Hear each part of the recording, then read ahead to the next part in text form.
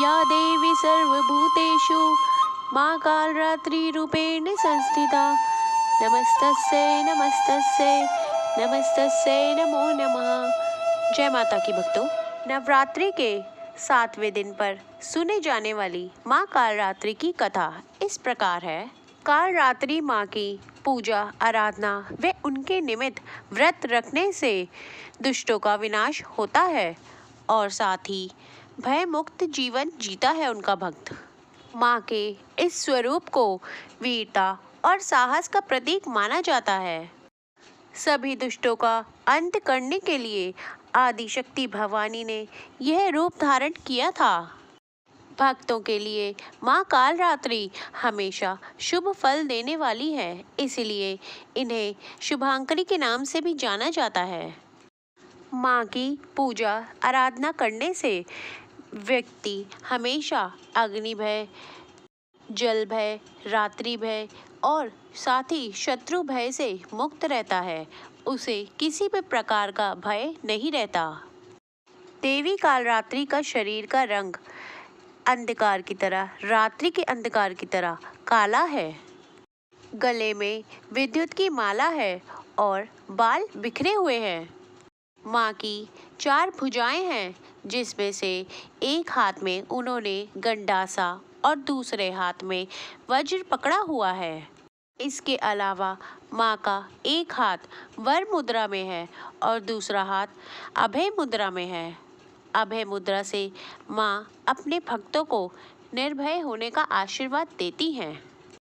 साथ ही इनका वाहन गर्दभ है, यानी गधा है। प्राचीन काल में जब शुंभ निशुंभ नामक दैत्यों ने, साथ ही रक्त बीज ने भी पूरे तीनों लोकों में हाहाकार मचा रखा था, तब सभी देवता भय के मारे सब भोलेनाथ के पास गए और उनसे अपनी रक्षा हेतु प्रार्थना करने लगे। भोलेनाथ ने माता पार्वती से कहा अपने भक्तों की रक्षा करने के लिए।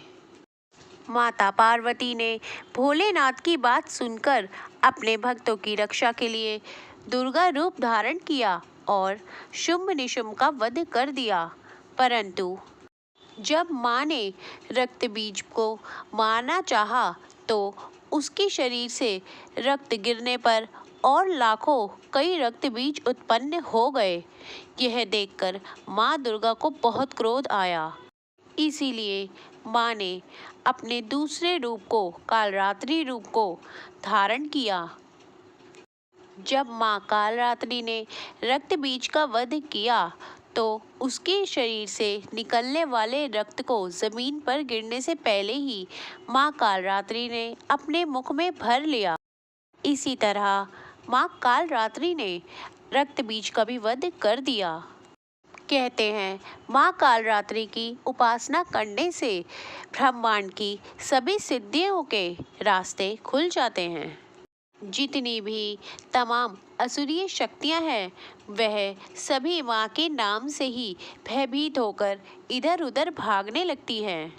इसीलिए दानव, दैत्य, भूत प्रेत, पिशाच आदि सब माँ के नाम के उच्चारण से ही भयभीत होकर दूर भागने लगते हैं। अगर आपके मन में भी किसी भी तरह का भय हो तो आज के दिन आप माँ कालरात्रि की पूजा करके सभी भयों से अपने मुक्त हो सकते हैं। माँ कालरात्रि ग्रह बाधाओं को भी दूर करती हैं। माँ कालरात्रि को आज के दिन गुड़ का भोग अवश्य लगाएं। जय माँ कालरात्रि।